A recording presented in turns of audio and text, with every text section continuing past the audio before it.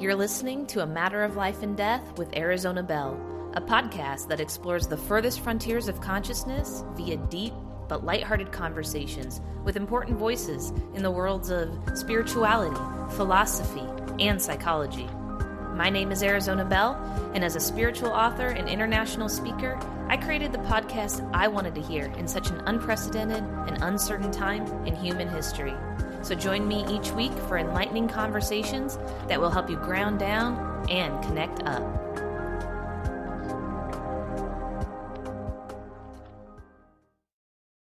Howdy, folks. This is A Matter of Life and Death. I am your host, Arizona Belle, and I am very excited to share this episode with you today. So excited that I'm going to actually just jump right in for once.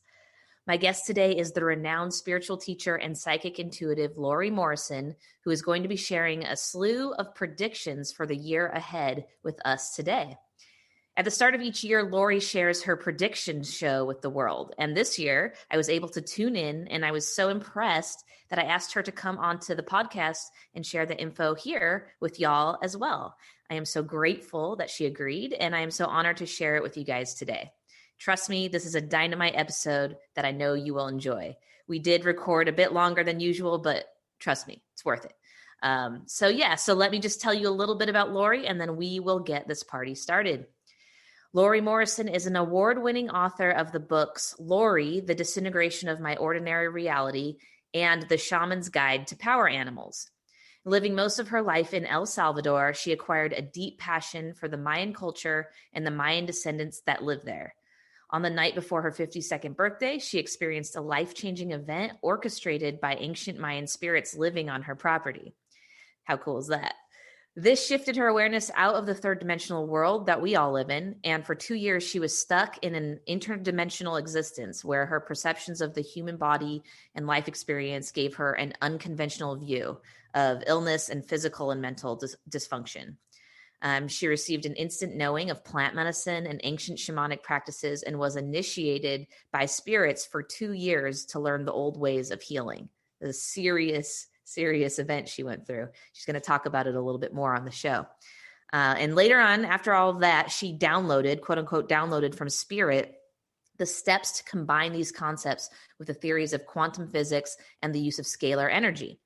And now, through the use of cutting-edge technology, sacred science, and shamanic healing practices, she is able to go beyond the symptoms and see the underlying causes of illnesses, provide successful remedies, and bring the awareness needed to resolve chronic conditions and overcome stubborn barriers to health.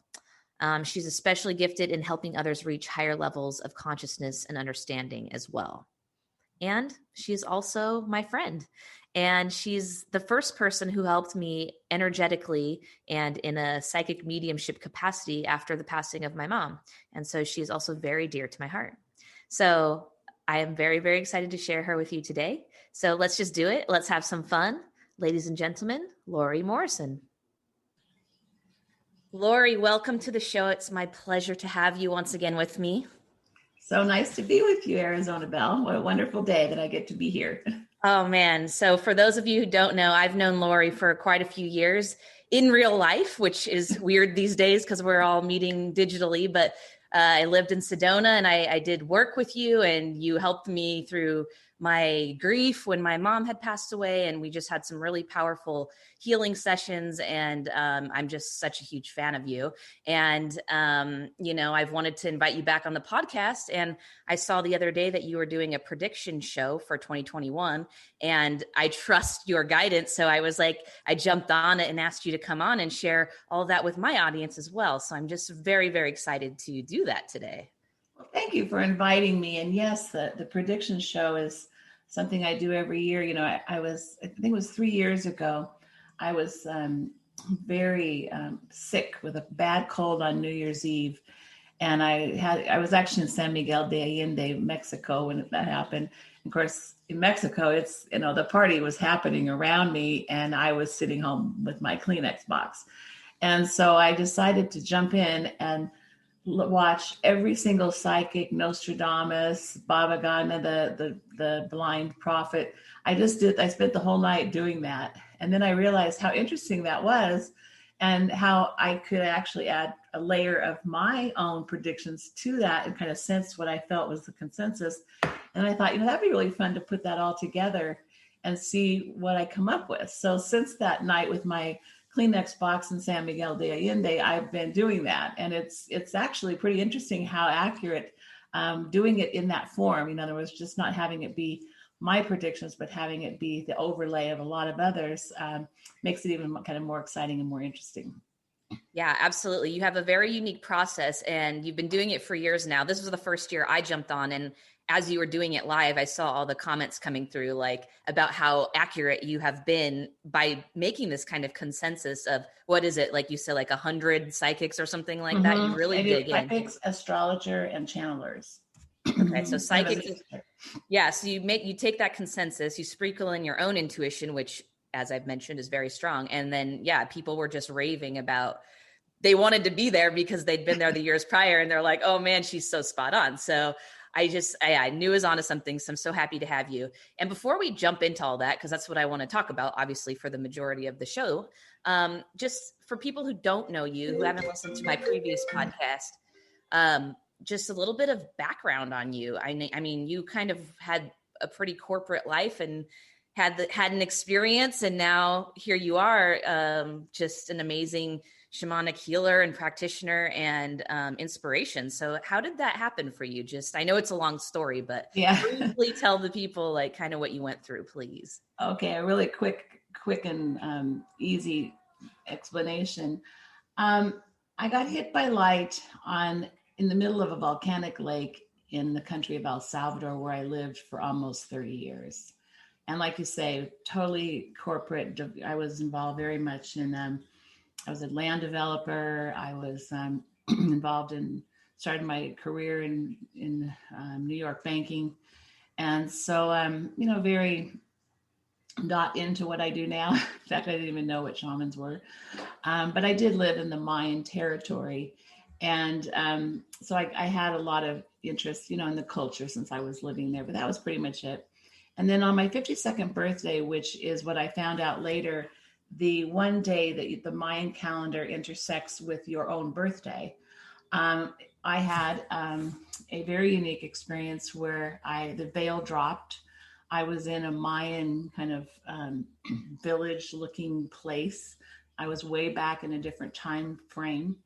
And there were beams of light coming down around my property.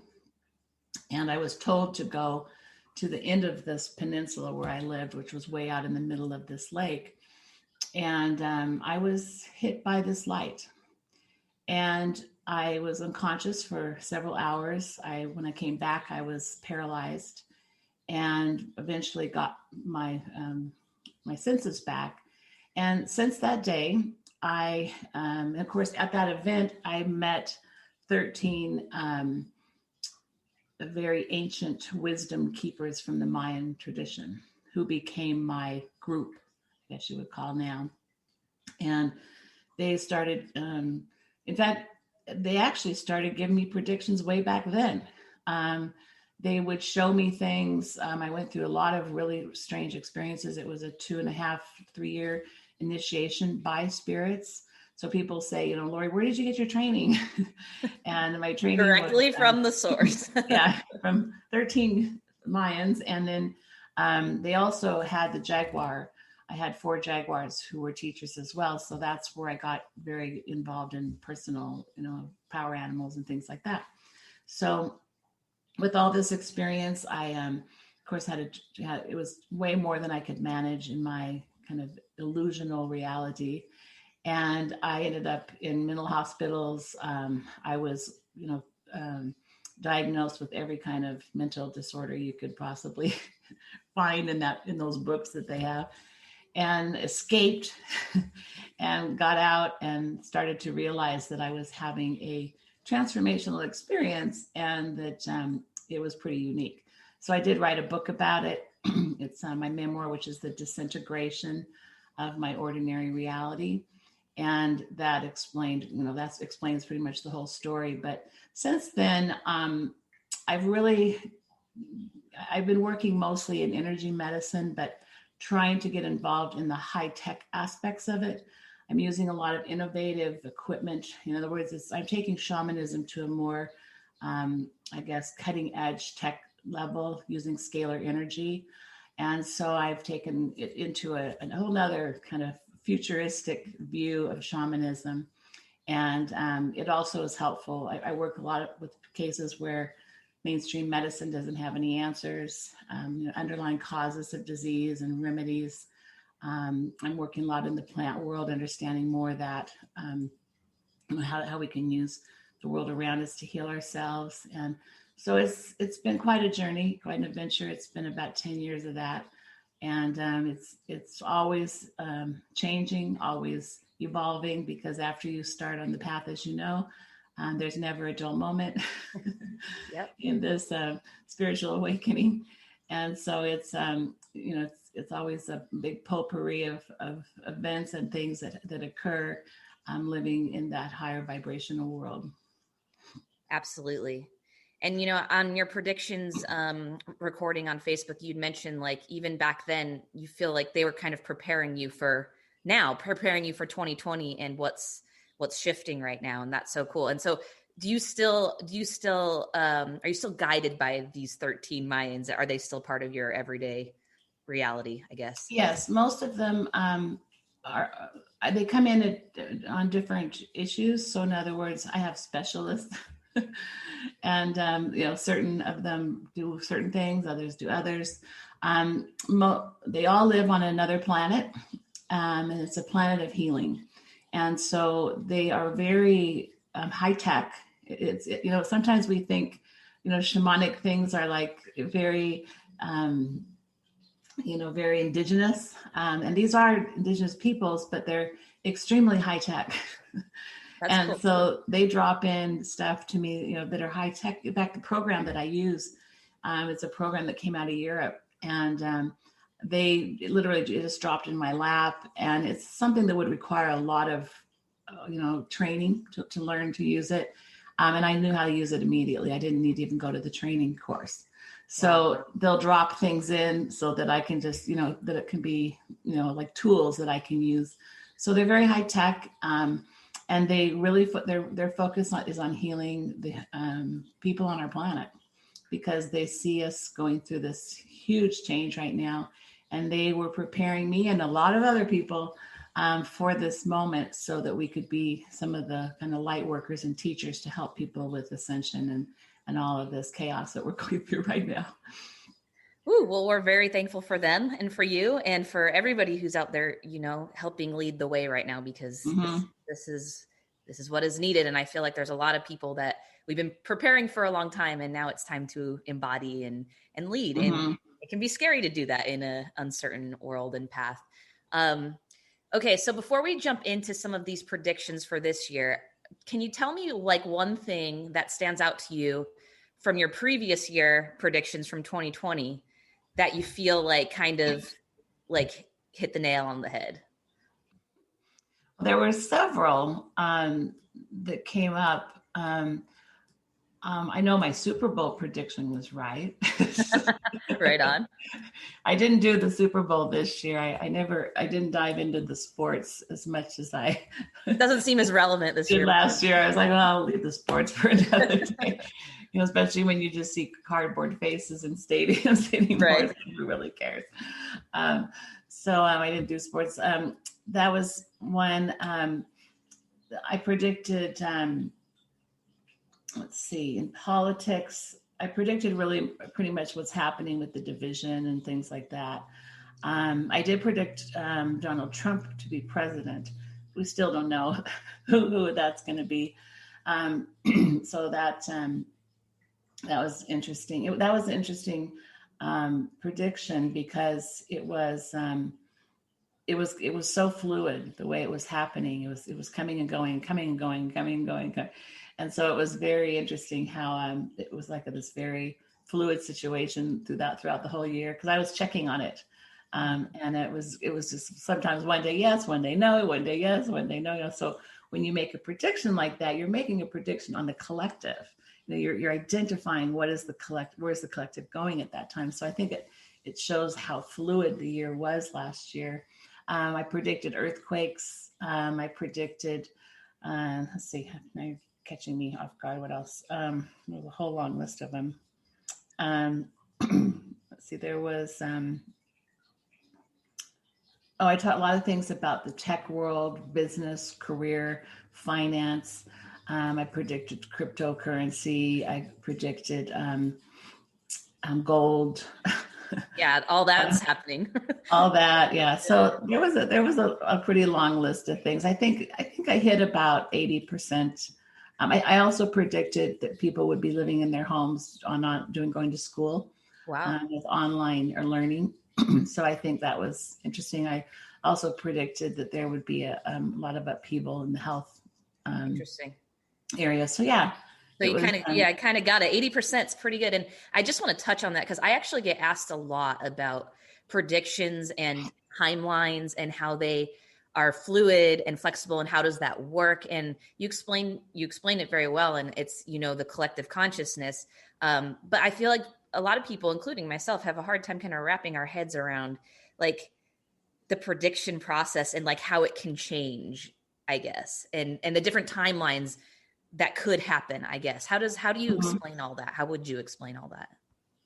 Yeah, really what I tell everyone, it's like I'm looking at the world right now. And of course, I'm listening to all these other people as well who are also looking at the world. And it's like they take a snapshot, like click, this is where we're at.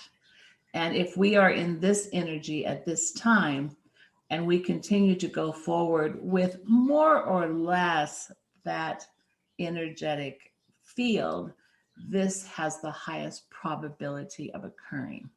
So it's never an exact science. And I get really irritated when people say, oh, well, psychics were wrong. Well, no, the collective changed. And so whatever the psychic was, whatever photograph they were taking at that time, there will be a shift. And so really predictions are only one person's snapshot of the energy at that time and the possibility of that energy to create an event. Right. And if any year was probably the tides were swinging like left and right like crazy, was this year. Like I could only imagine the collective was like, even in my own personal self, my mind changed every day, right? Or sometimes multiple times a day. So I could imagine the collective conscious, like the feeling of it this year was probably pretty wild. Yeah. And it's moving very quickly.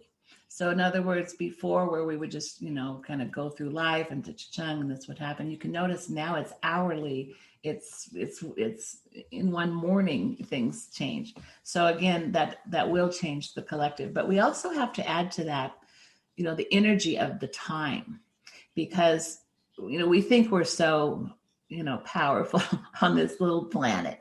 But the truth is there's a lot of planetary influences that are occurring at that time that are, very strong influences on that collective. So we can't just look at the people. We have to, that's why I don't just look at what people are saying. I look at, what is the astrology at the time? So I want to talk to all those great astrologers.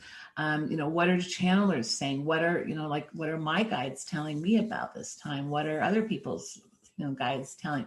So there's a lot more to it than just, taking a finger in the wind and saying, okay, this is what the collective's, doing, because the collective will have the influence of the planetary and also this significant change that we just went through with with the age of Aquarius and moving through that huge portal into this new world that we're living into. So all that had to be taken into consideration. It was a portal, right? I mean, I feel like the Great Conjunction came and like, we all knew it was coming and it was going to be awesome, but like it literally knocked me over like into a different dimension. That's how I've been like describing it. Like, and I can't describe it. There's no words for it, but I personally felt that. Yeah, no. And really what happens, they call it the Great Awakening. And, people use this term in so many, kind of fluid ways. But the truth is it is. And but it's not to say that everyone just wakes up that day and says, oh, I'm awakened now. Right. Most people or a lot of people who are already get it, have been going through this, 10, 15 years. So the time that this comes, it's just that it's kind of like we hit the over 50%. And now others are going to have to, play with that energy and deal with it. And that's why there's so much chaos right now, because people are like, oh my God, everything I believed is not true. And so there's I went through that, 12 years ago when this happened to me, because all of a sudden they were showing me things behind the scenes of what I was really perceiving as my reality. And I realized my entire world was crashing down, that everything that I believed in. So I had kind of already gone through this process, but everyone else is kind of, coming through it as well. So it's why we probably had to go through it first, to help others pull them through the portal as well. Right. And then just a everyday example of that is like when you had your awakening, you were pretty much immediately told, don't watch mainstream news anymore. That's the kind of brainwash. And I feel like now in 2020, a lot of people have come to that realization in their own life. Not everybody, but a lot of people have. And so I feel like that's just an example of that in action. And it was really interesting with that. I didn't mention in the prediction show, but they told me not to ever listen to mainstream media again, that I was being brainwashed. And of course I was like, yeah, but I like to watch my shows. And then they're like, no, we cannot work with you if you don't stop. Wow. Because they said, we don't want to be fighting with this illusion that you're in, because you're not going to believe us, what we're telling you, because you're so stuck into that belief. So I doubted, I was like, come on guys, really? And so they said, so one day they sat me down and they put the television on, and they showed me a golf match, and Tiger Woods was playing and all these guys, and so they sat me down and they said, let me show you how we're going to prove to you that this is complete crap. And how much it can be controlled. So they said, we're going to play golf and we're going to watch. So I don't know if I was really watching a golf match or not. To this day, I really don't know. But they would say, okay, would you like him to make the putt or miss the putt? I go, miss. And he'd miss. And then the next guy, make or miss? Make. And I was 100% right after an hour. And so I finally said, okay, I will not watch mainstream media anymore.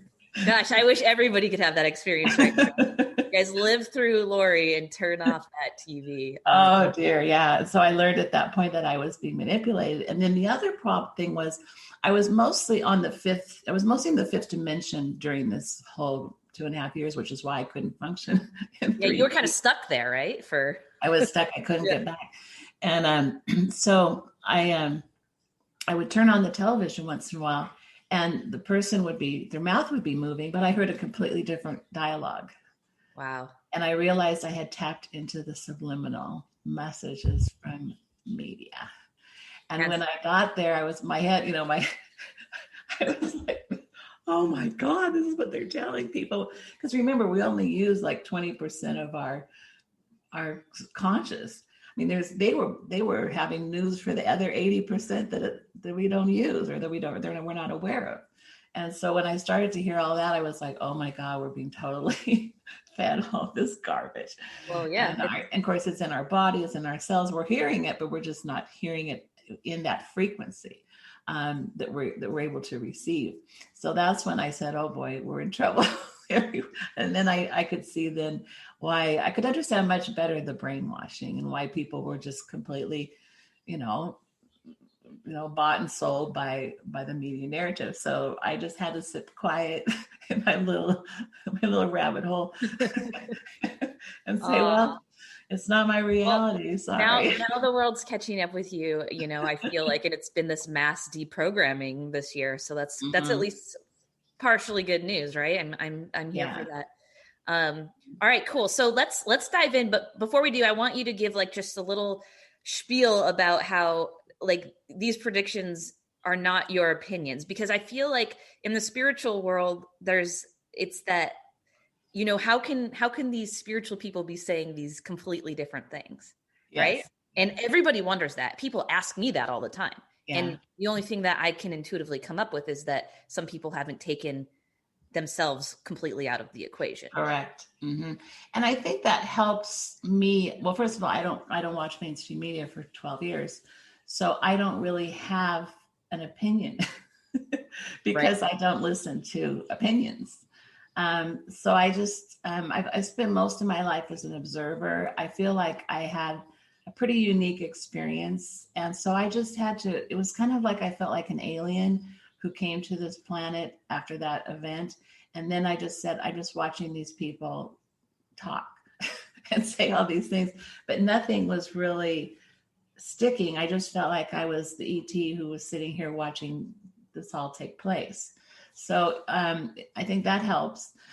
Second is that my opinion is only going to be biased, or it's going to be based on something I watched or listened to, because you don't form opinions in a meditation in a heart-based place. So that's not going to be authentic either. So it's not, and I always say, don't kill the messenger, because a lot of times I'm just trying to tap into what I'm seeing from that observer place. And I think that's where we're all going. I really encourage people to step back from all of this and, be your own psychic and, step back and say, well, I'm not going to listen to this. That's a belief. That's a belief. That's a belief. In fact, when I do my courses and teach, I tell everyone, by the time you're done, you cannot have any beliefs. You cannot believe in anything, because really just being on this planet is a belief. It's belief on steroids. So not having any beliefs is actually our goal as spiritual people. I love that. All right, Lori, let's do this. Let's talk about 2021. I'd like to just open the floor to you to kind of give us what you want to give us. I mean, obviously everybody's interested in the political landscape and the energetic landscape and all of that. So whatever you feel called to kind of share with us, I'm just going to open the floor to you and we'll talk about it from there. Okay. Well, I think there's actually three foundational pieces to this year that have nothing to do with anything that's happening, but go back to the quantum. I always go back to the quantum to kind of build this foundation under me, and then I take it from there, because then it explains so many things that are happening on the collective. And the first thing we have to look at is the number 5. And the number 5 is independence, curiosity, and adaptability. So it's the master number of change. And it brings in the ability to thrive in changing environments. Sound like it's very lined. It is. And it's the time to learn by living, not learning, because learning is a belief system. So it's living it, seeing it. If I remember, when I lived in Central America for so many years, I had so many belief systems about the world, politics, culture, everything else. And then I moved to another country, and all of a sudden I'm like, oh, it's not like that at all. So I've had many times in my life where my belief systems have had to just be destroyed because I had the wrong lens to see it. So I had to live, but I had to live it to learn it. I talked about oppression, and I had some of my property seized when the country was taken over by the communists. I had my property seized, and I was trying to build a Mayan cultural center there and donate it to the Mayan people.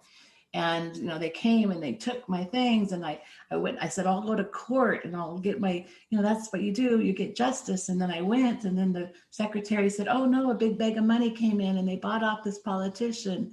And then they did that. And then they threatened to kill my lawyer and Good old communism. Like, wait a minute. I was like, but see, now I could say, oh, this is great. This is a perfect solution to everything, but I lived it. And so now I've seen I've seen, the dangers of this. I've seen the dangers of extremity in these ideals. And so, and I've seen it, of course, I live in a banana republic, which now they're all calling the United States. But Right. so I've been there, done that. But again, we don't learn until we live it. And so it's not learning about it, it's living it. And that's how we're going to have to experience the knowledge of it.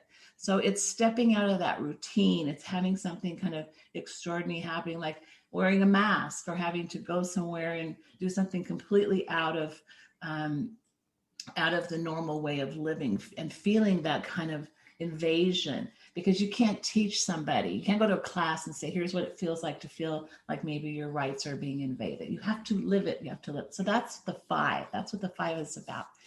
And it will also force you to live a life that's much more intriguing. It's going to be very interesting. I mean, my life when I lived there was very interesting, although it wasn't sometimes the most, healthy for my safety.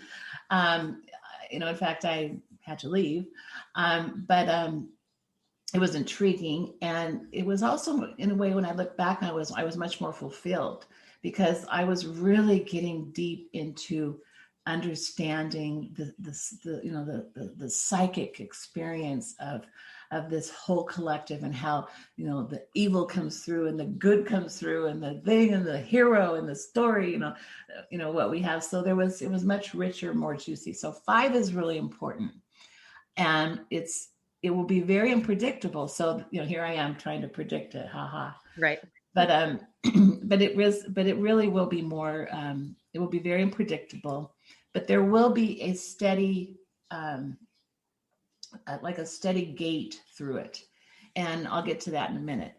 But the other part of the 5 that I think is the most important to remember this year is, if you take the Leonardo da Vinci famous drawing of the human being, and it's 5 points, 1, 2, 3, 4, 5. So that's a symbol of the 5. It's a pentacle.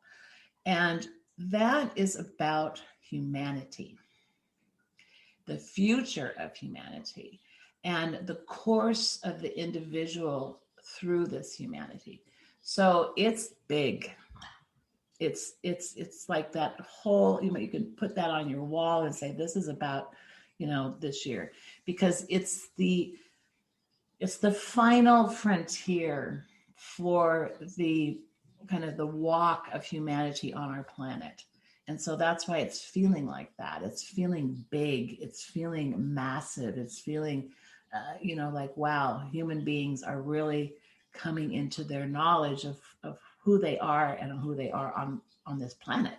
So it's a big topic. It's a big thing to feel. And we're all feeling that, we want to keep our sovereignty. This is why I think there's so much opposition, because a lot of people have relied on institutions for everything. And the 5 is about sovereignty. So it's about taking back your ability to take care of yourself, to be yourself, to express yourself, which now that's being shut down. So again, it's the sovereignty that's coming through, people wanting to just, I want to express myself the way I want. I want to be for or against what I want. I want to, it's this humanitarian feeling of wanting to walk in the world without any, without being oppressed in any way. And so the humanity, part of this is really strong this year.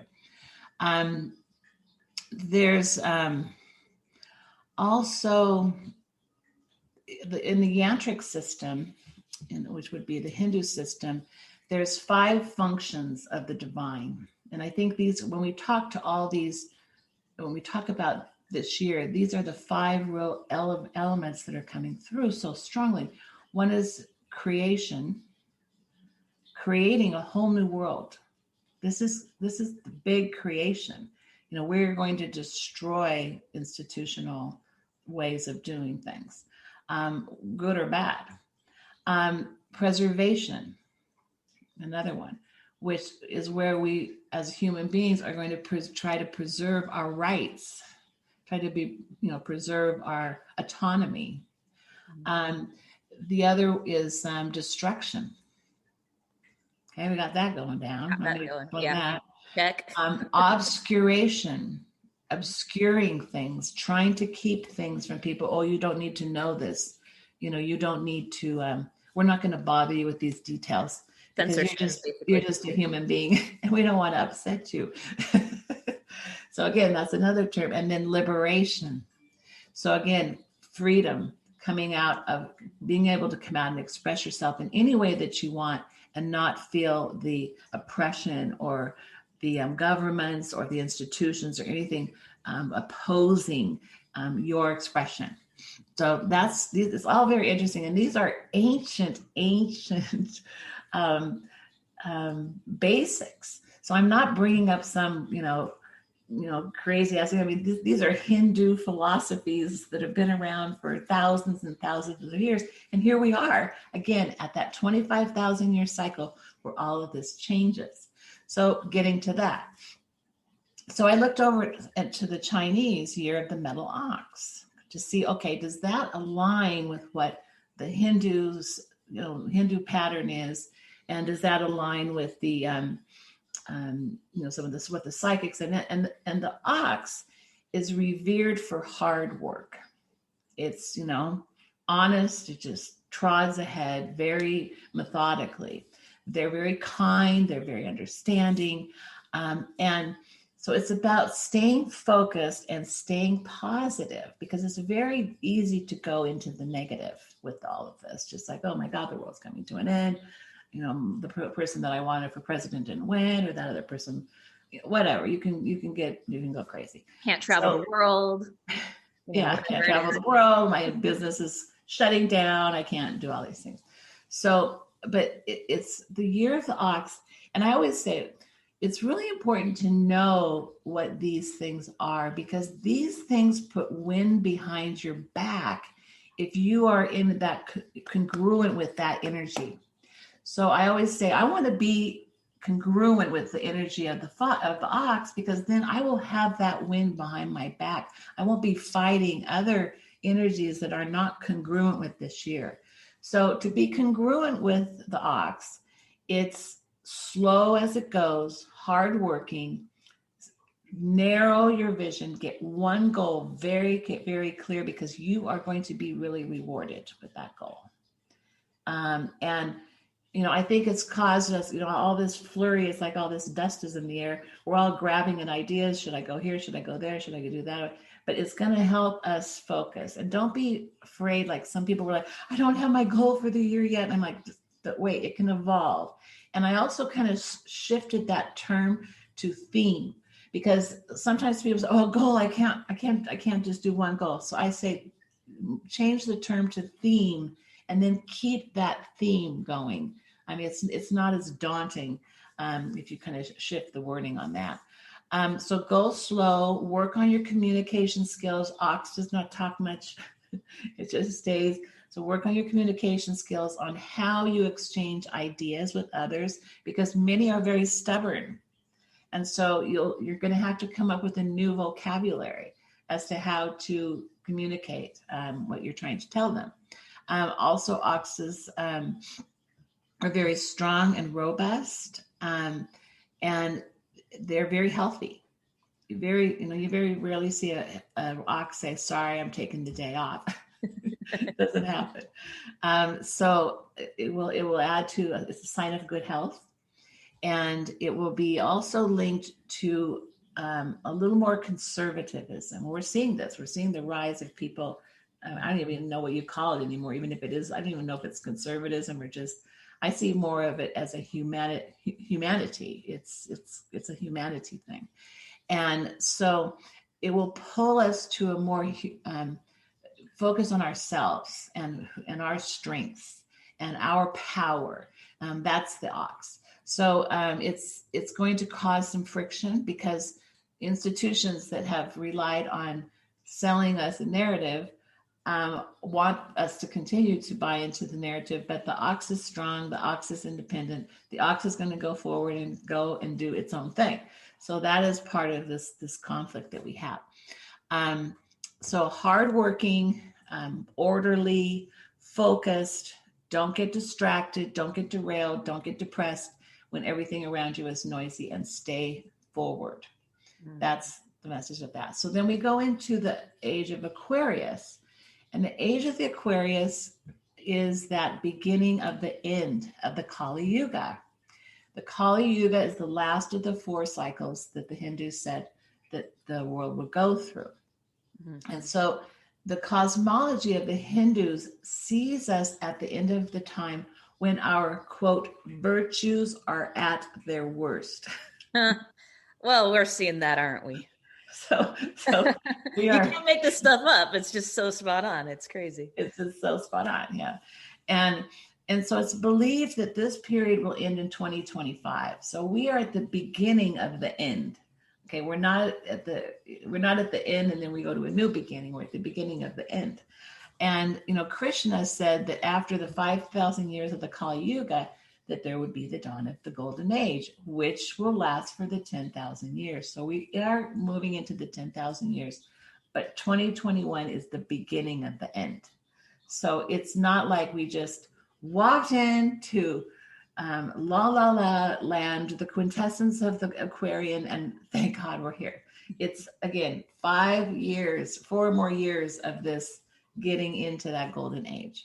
So it's also very interesting that the Hindus use the image of the bull, similar to the ox, as their example of the 4 dharmas, the 4 cycles of that we would go through. And 3 of the legs have been broken through the last 25,000 year cycles. We're on the last, we're up to the 100,000, and we're on 1 leg. So we had 1 leg left. Feels like that. It sure does. The poor bull. And the bull is about the last leg, the final leg of the bull is deceit and corruption. Oh my gosh. Okay. And this goes back to Hindu teachings. This is I'm not making this up. This isn't like new age woo woo out of the. I mean, we're going back to the origins of real predictions. You know. So deceit and corruption, which there is none at this time, right? No, zero. And so the Kali Yuga is when truth has been eroded so much that the truth will set us free. And this is how we enter the golden age, when we really see what's going on. And see, this was what was so hard for me. And I know for you too, as you pass through your awakening, is I could see what was going on. But then all these people were not, they were asleep. And so I would just sit there and just like, oh, I wish I could wake up all these people. I wish they could see, behind the veil of what I see. But again, that energy, we are in it. I don't need to do anything. I mean, look what has happened in 2 years. It's phenomenal. I mean, I couldn't have reached that many people to make that shift. It's phenomenal, the shift that's been made.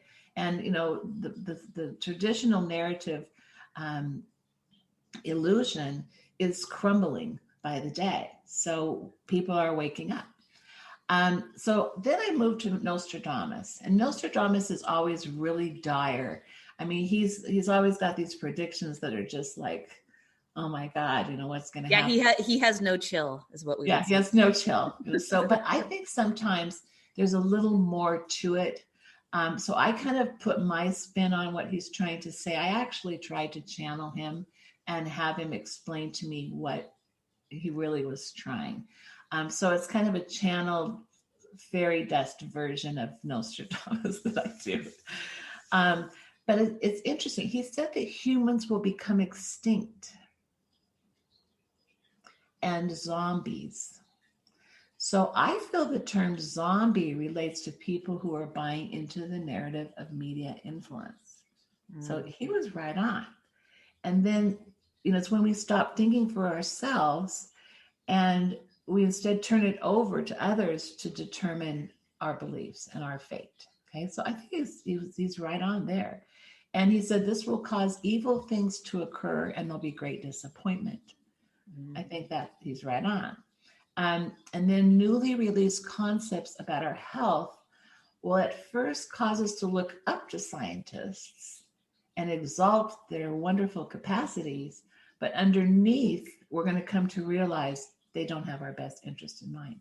Mm-hmm. So, and you do already start seeing that in the awakened ones. I guess you already start to see those questions emerging. Yeah, because we're all like going, I was listening to someone yesterday, and they said, does anyone not hear that 99% of people survive COVID?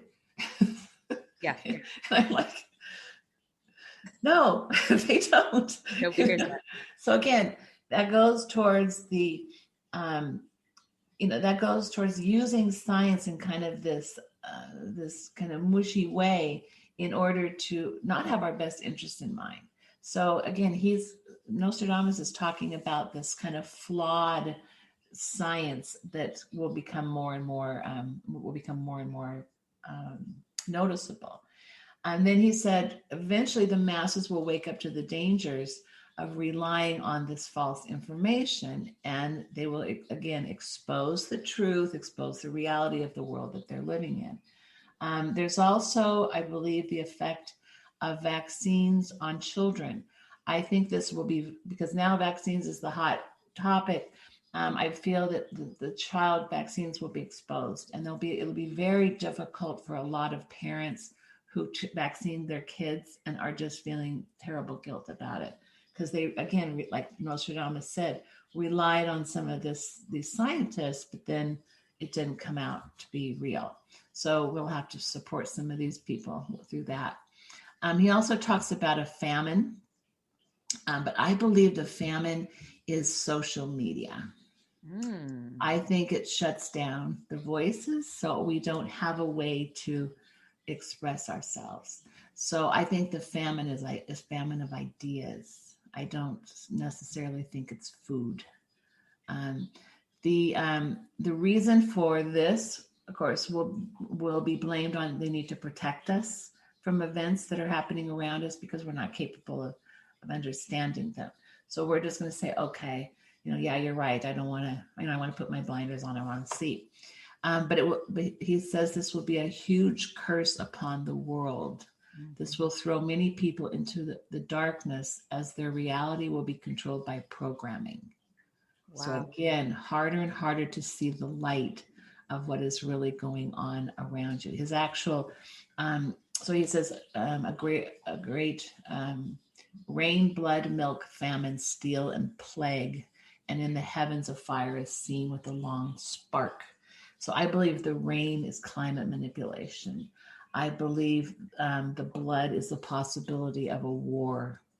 The milk is the plight of children and the manipulation of them taken from their parents for either trafficking or slavery or whatever. The famine could be using food as a weapon in tariffs or political idealism. And steel, I believe, relates to war as well. And we also have the metal ox this year. That could be very interesting. And I think there could be a possibility of warfare from either satellites or missiles. I see heaven, things coming from heaven, which would be space.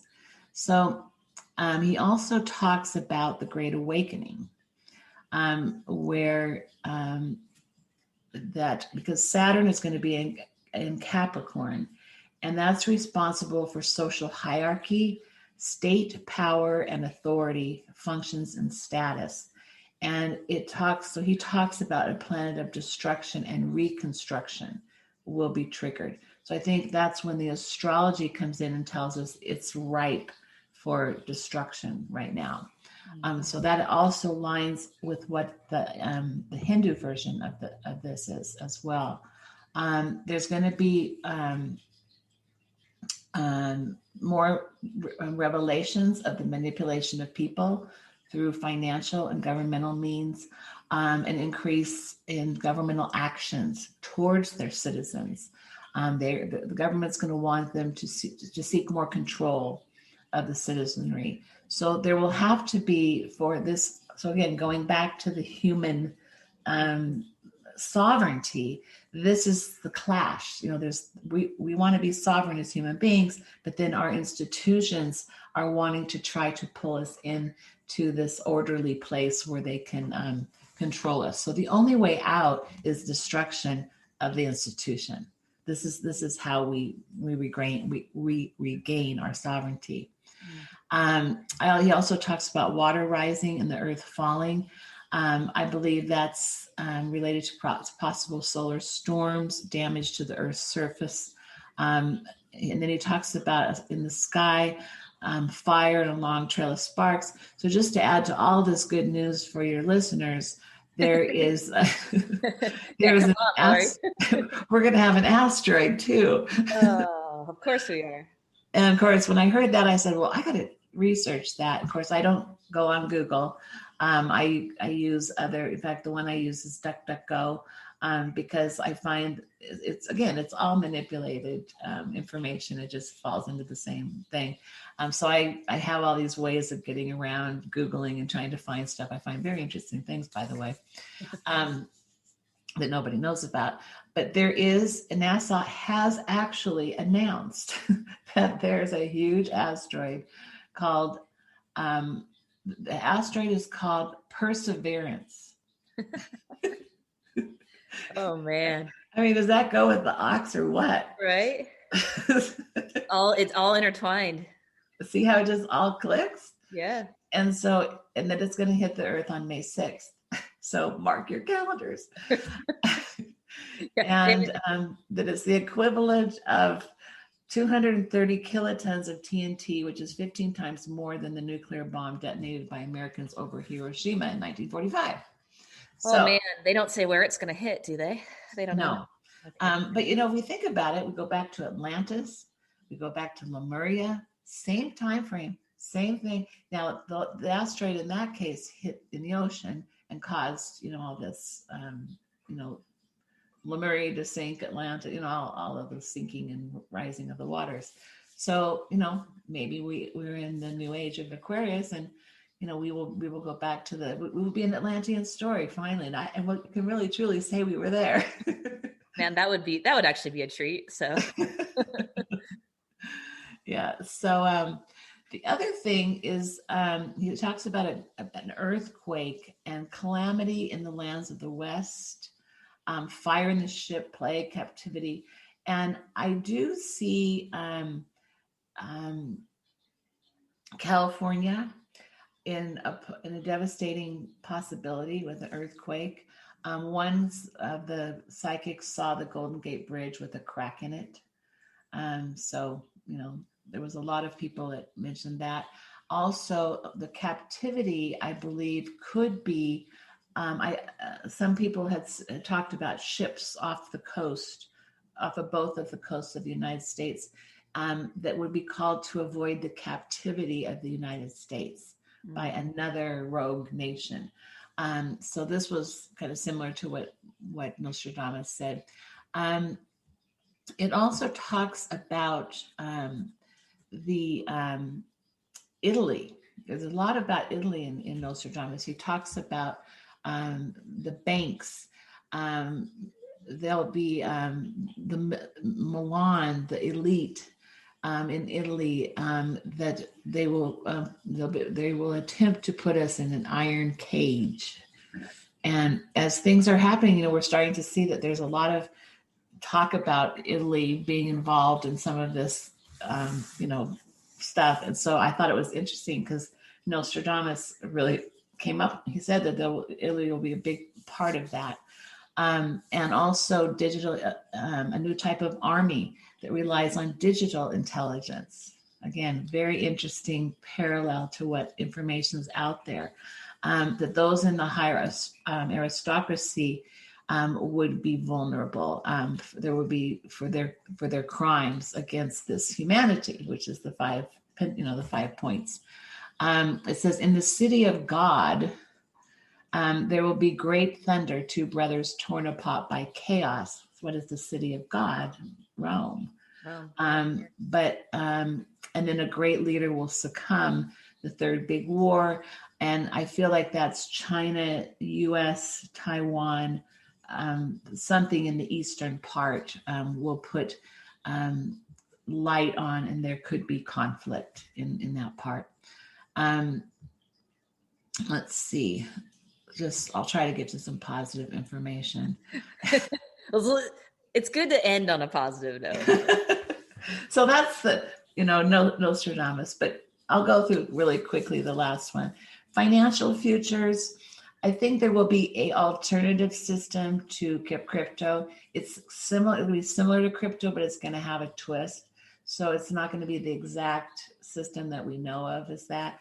The printing of money is unrealistic. The plan, in other words, the whole central bank plan is it's not viable. It's not going to sustain itself. So I feel that there will be this disintegration, and this new currency will be brought in. People will start to understand the whole political, or the whole politics behind the system. So that'll start to also be revealed. Again, the metals will do well. So I think those can be interesting investments, gold, silver, all that, because it's the year of the metal ox. So natural disasters, they talk about, like I mentioned, those mostly from Nostradamus. Baba Vanga, the blind poet, she also concurs with him on certain things. And some of those were those natural disasters. And then for U.S. politics, Baba Vanga predicted that U.S. would enter a crisis between the time of election of the presidents. Here we are. So she predicted a civil war in the United States. So it will be very rebellious here. Humanity does not want to conform to these institutional ideas. There will be a flood of whistleblowers. And we've already seen, I think there's like 50,000 people who've signed affidavits whistleblowing on what happened in our country. So, and not only here, everywhere, people are going to be coming forward saying, oh yeah, this happened to me and that happened to me. So there's going to be a lot of people, again, exerting that humanity, that independence, that, trying to, express themselves with the truth of what they really saw. So again, going back to that truth energy. I believe the purpose of the election turmoil is part of the Kali Yuga energies that continue to sweep into the major issues. So whenever an issue comes up, the Kali Yuga comes in and it cleans it up. So I think when we see Trump, what has he done? He's come in and he's trying to clean up the mess. And that's part of this Kali Yuga. Anything that looks icky or gooey, Kali Yuga comes in, and so anyone trying to do that will have the wind at their back. And so same with you in your life. You're going to clean up your life, clean up the deceit, clean up a family member who's been treating you improperly, whatever it is, it goes on every level. So use that Kali Yuga energy to destroy whatever does not serve you. Because that's very much part of what's going on. So I do believe Trump will be respected for his efforts to clean up what was an unfair, or to bring awareness to an unfair system. And whether he's inaugurated or not, I think that we needed to see the swamp. We needed to understand the swamp. We needed to see the extent of the swamp. And you think about it, 4 years ago we had no idea, right? And now we do. And so this was his purpose as the destroyer, or the one to come in and pull the curtain back behind from the Wizard of Oz. And no matter how, obviously I have a range of listeners, no matter how you feel about Trump, pro, against, whatever it is, you can't take that away from him. He came in and a lot has been exposed in the past 4 years. Yeah. On his watch. In fact, the guide showed me, it was funny. I was in the Jaguar temple in Yucatan the day he was elected, with my 13 guys. And I really wasn't focused on politics that day because I really wanted to be in my Mayan thing. But it was very interesting what they did. They came in and they showed me just that. They said the destroyer. And they showed me this will be very good for your country at this time. There will be a complete exposure. Now you're going to know what's really going on behind the scenes. And they showed me the image of, the Wizard of Oz, when they get to the thing and he's pulling all the levers. And they showed me the picture of someone, of Trump pulling that curtain away. And then the little guy, the little thing. And I was like, okay, whatever. So of course, I just took that into the sheer remembering that image that I would see him. And I'd think, oh yeah, he's like looking for the Wizard of Oz. Yeah. And again, no matter how you feel about the guy, that's exactly what's happened. So exactly. So I tell people, try to stay out of, because my first reaction in the Jaguar the Temple was like, really? But mine too. I cried. Okay. But again, after I understood the purpose, because we all have our purpose, here. But when I understood the purpose and I watched him from that perspective, and I said, oh yeah, now I can see he's like the fox in the chicken house is pretty much what it turned out to be. So so then it does say that really should Biden and Harris get in finally get in, or whatever happens at the end of this, there will be absolutely no confidence in because this has been so such a mess. So the US people will start to revisit again the ox. They're going to look for what is that stable thing that we can hang on to. This is a crazy show over at the swamp. What can we look at? And it'll be the Constitution, because people want something solid. They want a document that they live with for so many years and something they can count on. So that's why we're seeing so many conversations about that, like, fighting over it. Is it right? Is it wrong? Because people will start to look for something to give that ox that stability and that foundation. So there'll be more interest in it. There'll also be an increase in extremism, which we're seeing. And because Aquarius is very cerebral. And so it'll suffer the destruction of ideology. It'll suffer, it's in its head too much. It needs to be in the heart.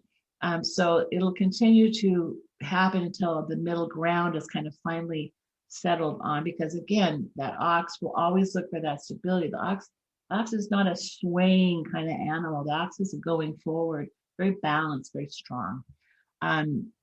So that's pretty much what Nostradamus had to say about it. In Asia, the Baba Vanga said that China would be exposed as to how it sees humanity. Again, the human, it was a very personal attack on humanity. And there'll be a lot exposed as to what China's really up to, according to her. She also said that Europe would have a migration issue, because they've let so many people into the country that they don't really have a plan of integrating cultures, integrating how people are going to live together. It's like a soup that nobody had the recipe for. And so there'll be a lot of confusion around that. And let's see, just skipping through some of these. It was interesting. One of the psychics said that, because they talk about the New Deal or the Green Deal, and they said that again, this is kind of a manipulation, but they said until they accept the Tesla theory of energy, there will be nothing that is successful in that realm. And I thought that was very interesting, because I know a lot of New Age people are really, they're tapped into the quantum. They know that the quantum is so powerful. So any of these ideas that don't really look at that as the reality will flop. So I thought that was a really interesting. Yes, it feels like anything but that would be missing the mark for sure. Yeah, it's just like, hello, this is it, folks.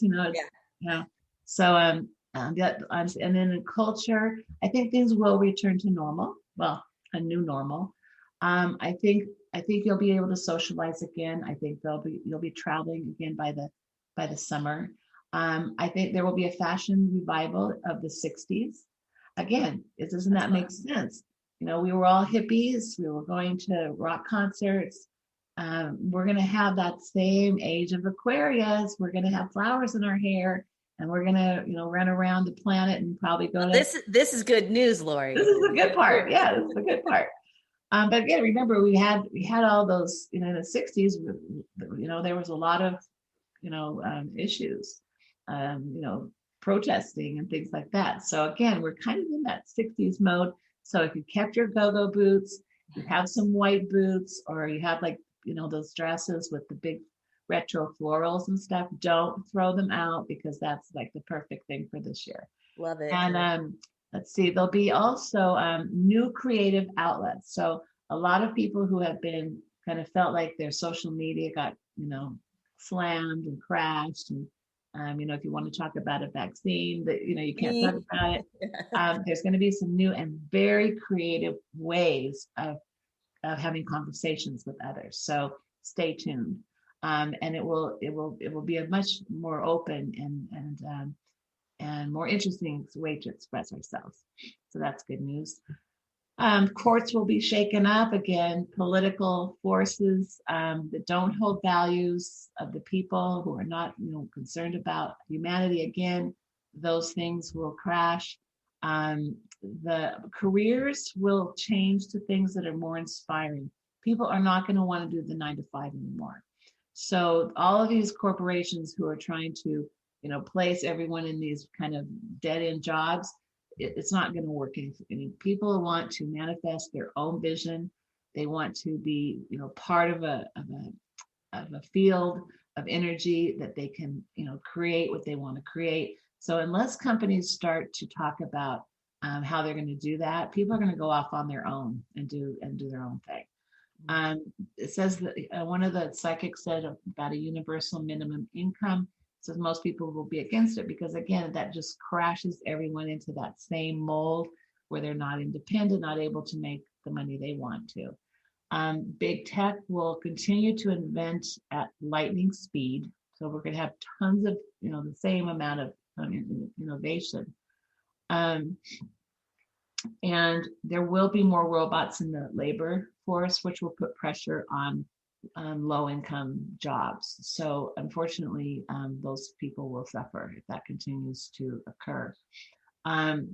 There will be a huge pushback about privacy.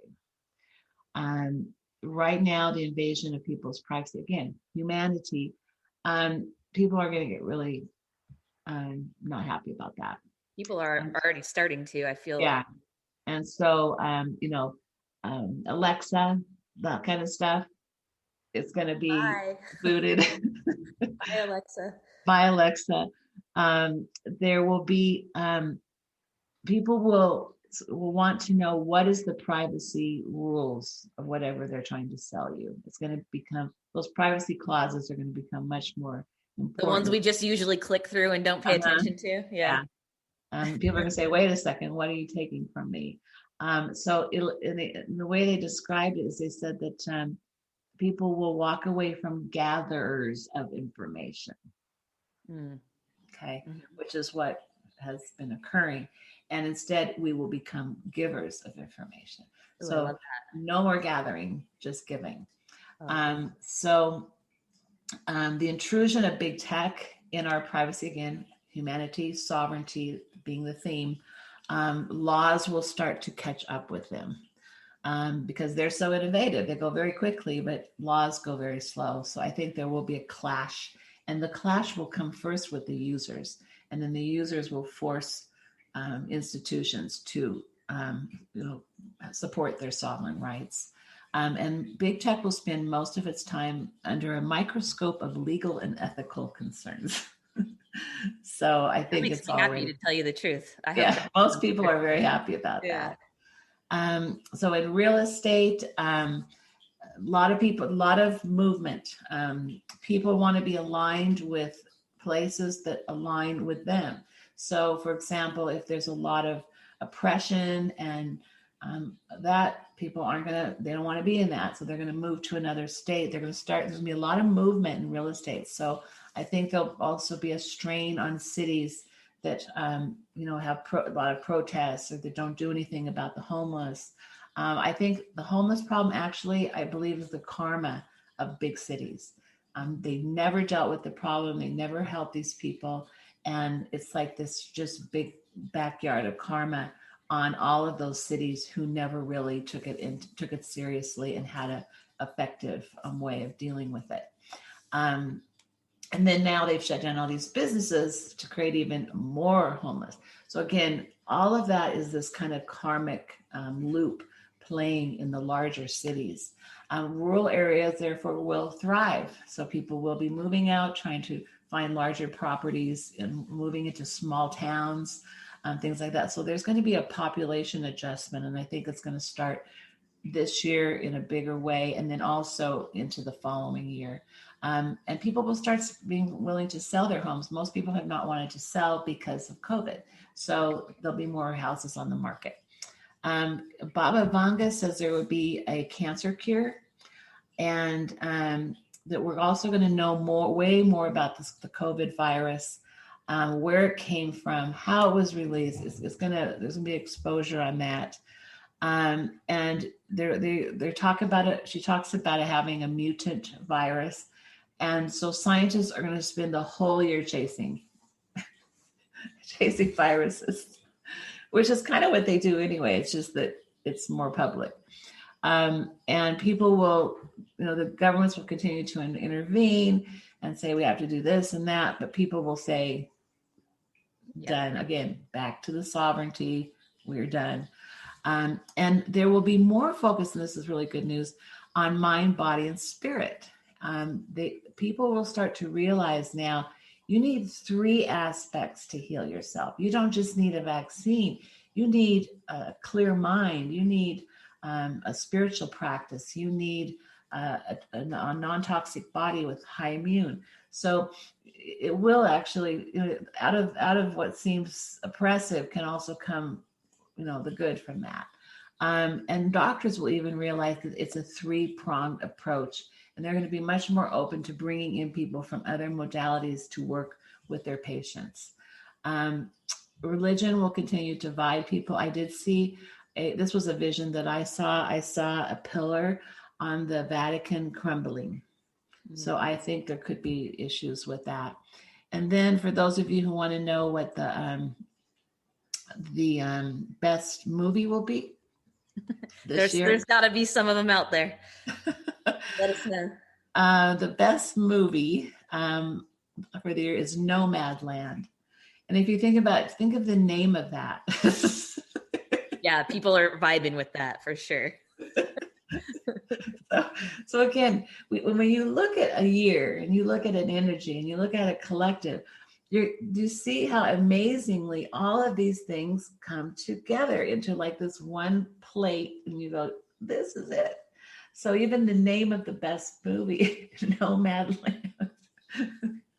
So we can always find that. There's also, if you want to know the best actress will be Chadwick Boseman in Ma Rainey's Black Bottom, and the best actress will be Vanessa Kirby in Pieces of a Woman.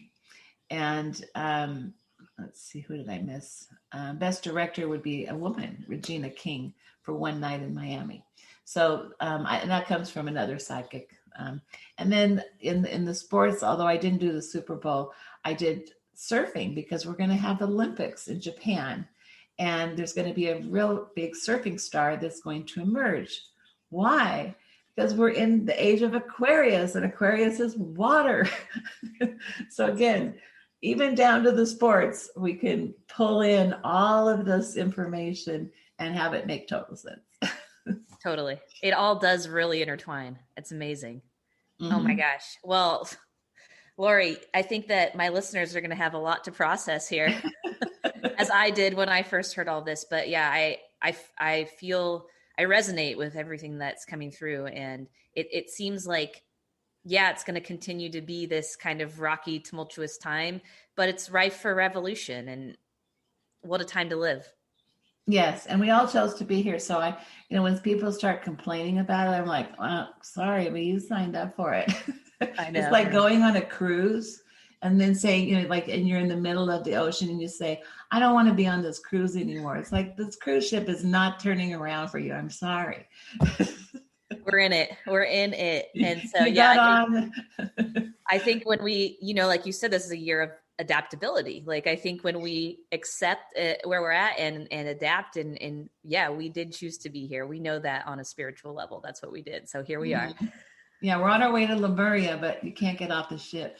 Right. You gotta pay your dues. Here we are. And I don't know how the buffets are. I haven't figured that out yet. Yeah, to be determined. Right. Well, Lori, I'm so grateful that you spent so much time with us today and just offering all your wisdom and for all the work that you've done on this. Thank you so much. Yeah, I like I said, I really enjoy doing it for myself, but I realized that the key is going back to some of that ancient wisdom and picking up, some of these ancient predictions and things like that, and trying to follow the dots to see where all of this comes together so that I can paint this picture of what I feel we're looking at for the next year. So I encourage everyone, stay off of mainstream media. I know there's so much going on without it. and so stay off, because there's this whole other world that's being created out there. And, the more you're focused on what happened today or yesterday or the rain or the meteor, you're going to maybe miss Lemuria. Right. Well, and what you said, I wrote down what you said on your other live pod or your live feed was, whatever appears fearful, you need to be on the other side of that. And that really hit me, because that's the theme that I am feeling that we need to kind of follow this year and beyond. Yeah, if you want to detect, if you're looking for evil, look for what you're fearing. Okay, because everything is geared in, and that's what mainstream media does. It's a fear-based operation. So whatever you're hearing from that, or whatever you're seeing, this is the part that is playing on your fears. This is what's you're being used. And so again, that's what we want to stay away from. Anyone who's trying to create fear in my mind, or whatever thought that comes up in my head, that I'm like, oh, what about this?